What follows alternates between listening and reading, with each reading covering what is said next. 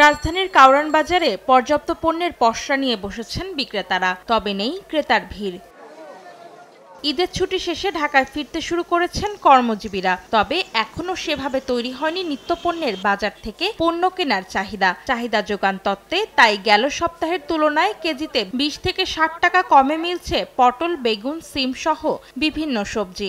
লেবু 120 টাকা ডজন ছিল, সেটা আজকে 80 টাকা 70 টাকা ডজনে চলে আসছে। বরবটি, তারপর সাজনা, ঢেঁড়স সবকিছুর দামই তুলনামূলকভাবে কম। এখন তো হাঁটতে খুব ভালো লাগছে, অন্য সময় তো অনেক ঠেলাগুতা থাকে, আর সবজির দামটাও একটু আগের চেয়ে কম। কিছুদিন বদ্ধ ছিল, প্রচুর হয়ে গেছে, দেশে আইতে পারে না, ঢাকা আমদামি হয় না, এগোতে সব দিকে সস্তা।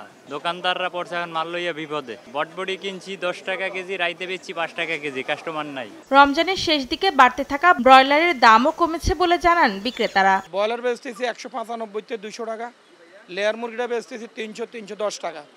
দেশি মুরগিটা মার্কেটে এখনো আসে নাই। ডাল, চিনি, আটা সহ মুদি পণ্যের বাজার দর স্থিতিশীল। বিক্রেতারা জানান ভ্যাট অব্যাহতির মেয়াদ শেষ হলেও আগের দামেই স্বাভাবিক সরবরাহ রয়েছে ভোজ্য তেলের। জিনিসপত্র মোটামুটি আছে, আগের রেটই আছে, বাড়েও নাই কমেও নাই। ঈদবাঙ্গা বাজার এখনো আমদানি হয় না জিনিসপত্রের, মোটামুটি সহনীয় আছে। চালের দাম একটু কমের দিকে আছে, যেমন ছোলাটা রমজানে ছিল 110 টাকা, এখন 100 টাকা বিক্রি হইতেছে। খেসারি একটু কমছে, বুটের ডালও একটু কমছে হালকা। বাজার ঘুরে জানা যায় ঈদের দাম বৃদ্ধির পর বর্তমানে স্থিতিশীল রয়েছে রাজধানীর চালের বাজার।